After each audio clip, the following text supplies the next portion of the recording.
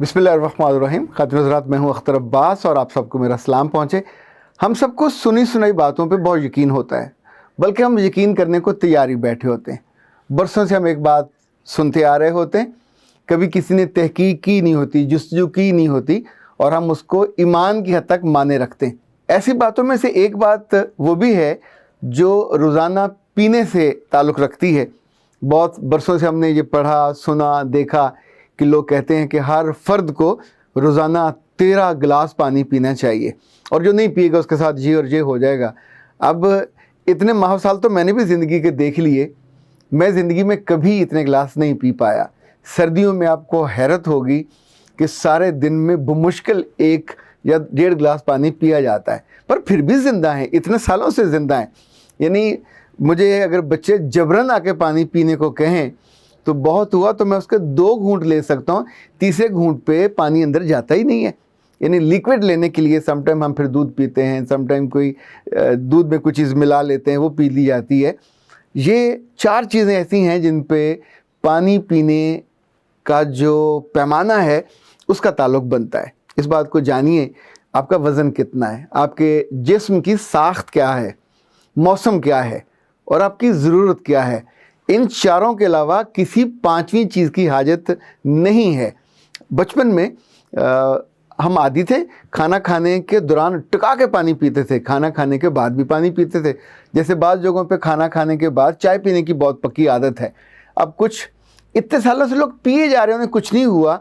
कुछ आके अगर ये कह दें कि ना आखिर में चाय पीने से खाना हज़म नहीं होता, या खाने के साथ ये होता है या वो होता है, तो ज़ाहिर है वो ऑथेंटिक नहीं है। अभी हाल ही में 2 अमरीकी इदारों ने रिसर्च की, और रिसर्च करने के बाद उन्होंने कहा कि जो इंसान हैं, मर्द ख़ास तौर पे, अगर ये पानी पिएं रोज़ाना मौसम के एतबार से डिहाइड्रेशन से बचने के लिए, तो उन्होंने कहा कि ये मर्द को दिन में 13 कप पानी पीना चाहिए और औरतों को 9 कप पानी पीना चाहिए। ये भी तब है अगर आपकी एग्जर्शन ज़्यादा है, अगर आप भाग दौड़ ज़्यादा कर रहे हैं और आपका पसीना ज़्यादा निकल गया, तो ज़ाहिर है फिर आपको थोड़ी कमी अंदर महसूस होगी, तो आपको पानी ज़्यादा पीना चाहिए। कम पानी पीने से आपकी जिल्द के नीचे हल्के भी पड़ जाते हैं, जो ये जिल्द है ये थोड़ी सिकुड़ भी जाती है। सो ये अलग चीज़ें हैं, लेकिन ये जो 8 गिलास रोज़ाना पीने का फ़लसफ़ा था, ये मुझे कभी समझ नहीं आया। अभी हाल ही की साइंस की इस रिसर्च ने इसको यूँ समझें कि एक लिहाज से मुस्तरद कर दिया और उसको जोड़ दिया।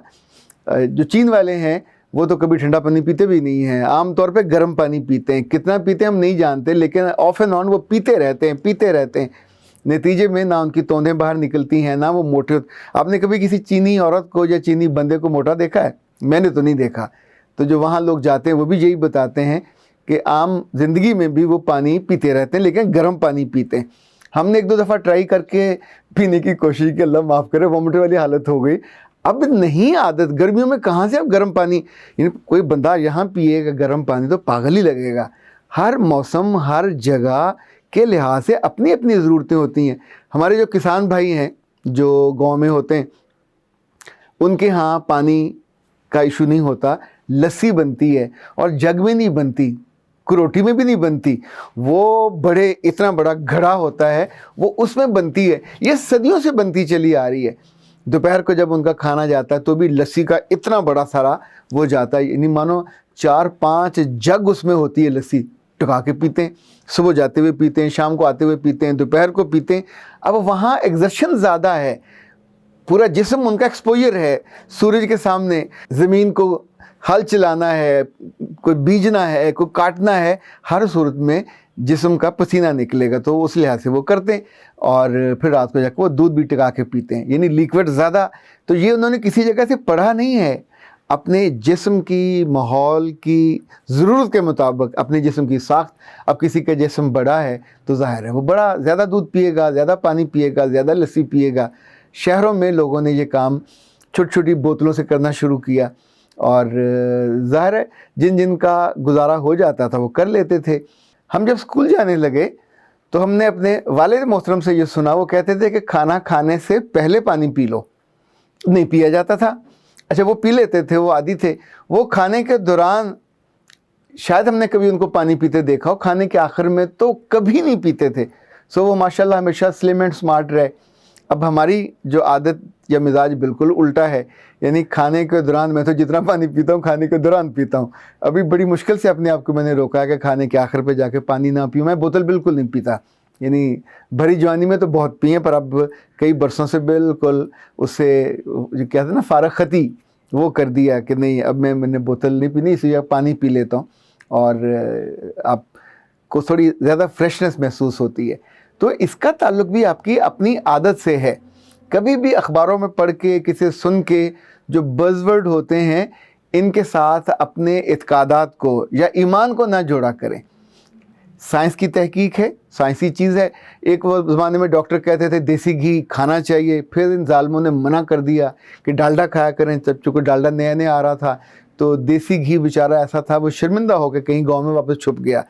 फिर इन्होंने कहा कि नहीं, डालडा भी ठीक नहीं है, इसको खाना चाहिए। ये जो ऑयल होता है सरसों का और फलां का और फलां का, जब वो भी खूब बिकने लग गया और लोगों को ढेर सारी मार्केटिंग हो गई, तो फिर उन डॉक्टरों का ख्याल आ गया कि नहीं, ये जो देसी घी है ये तो इट्स द बेस्ट। चूँकि इस वक्त सारी जितनी दूध वाली कंपनी है वो देसी घी बना रही हैं, वो मलाई भी बना रही हैं। तो कभी तो हमें मलाई भी मना थी, देसी घी भी मना था, अब वो भी जायज़ है, वो भी जायज़ है। मलाई के लिए अलग खाने आ गए कि जी इस खानों में मलाई डाले जाएँ, और देसी घी तो अब ज़ाहिर है हर चीज़ में। तो अब ये जो चीज़ें वक्त के साथ बदलती हैं, कभी कभी तो इनका ताल्लुक़ खालिस मार्केटिंग से होता है, कभी कभी इनका ताल्लुक़ उस इलाके की ज़रूरतों से होता है, लेकिन ये लाजिम नहीं होता कि इस तरह की सारी चीज़ें हतमी सच हों।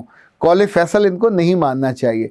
अब रहा, आप अगर पूछें कि मैं दिन में कितने गिलास पानी पीऊँ, अब अगर एक फितरी सवाल पैदा होता है कि एक आम आदमी पूछता है कि मैं कितने गिलास पानी पीऊँ या कितने कप पानी पीऊँ, तो साइंसदानों ने, जो मेडिकल साइंस के लोग हैं, उन्होंने एक फार्मूला बनाया है कि आपकी जितनी जिस्मानी वज़न है उसको निकाल लीजिए और उसको तकसीम कीजिए 2.2 पे। उम्र के साथ ज़रब देने से जो भी हासिल आएगा उसको आप 28.3 से ज़रब देंगे, और अब जो आएगा उसको आप फिर तकसीम करेंगे 8 से, और उसके नतीजे में गिलास सामने आ जाएंगे कि आपके कितने गिलास हैं जो रोज़ आपको पीने चाहिए। पानी पीना चाहिए, कम या ज़्यादा गिनती करके, चाहे आप ना भी पिएँ तो ज़िंदा रहेंगे। पर जो आपके जिस्म की ज़रूरत है, जिसमें आपको होंठों को प्यास लग रहा हो, आप सोचें कि नहीं अभी मेरा गिनती पूरी हो गई है, तो ये हमाकत है। नॉर्मल ज़िंदगी बसर करनी चाहिए, नॉर्मल और शुक्रगुजारी के साथ, अपनी ज़रूरत के एतबार से। रब ने आपको वजूद बढ़ा दिया है तो ज़ाहिर बड़ा पानी आपको लेना होगा, ज़्यादा पानी लेना होगा।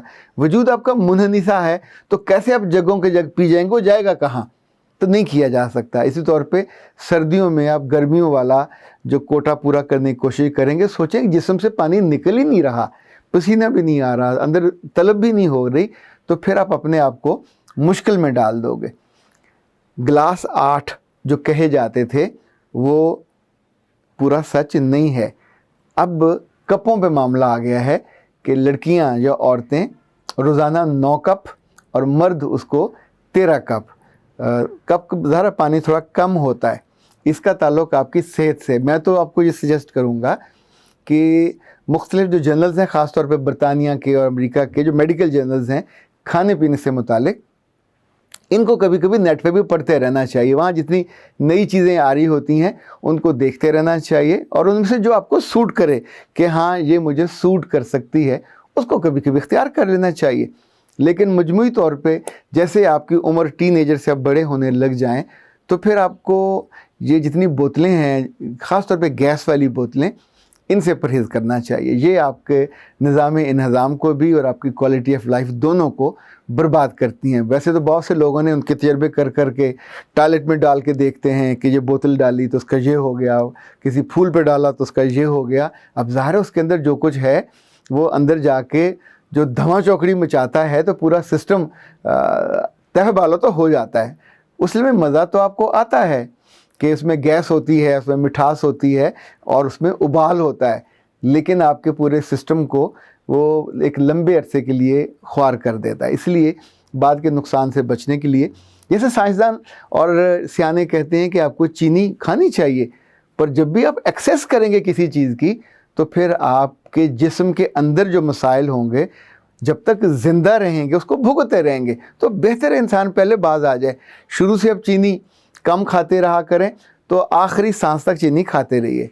पर जो लोग जालिम 4-4, 5-5 चम्मच डालते हैं चाय के कप में, अब ये जुल्म करेंगे तो शुगर तो आपको होगी, और होगी भी शदीद किस्म की। हमारे एक दोस्त हैं वकार अली कारी साहब, यूनिवर्सिटी में पढ़ाया करते थे। एक बार मैं उनके घर गया तो वहाँ उन्होंने चाय पेश की, बड़े मुरव्वत वाले, बड़ी मोहब्बत से।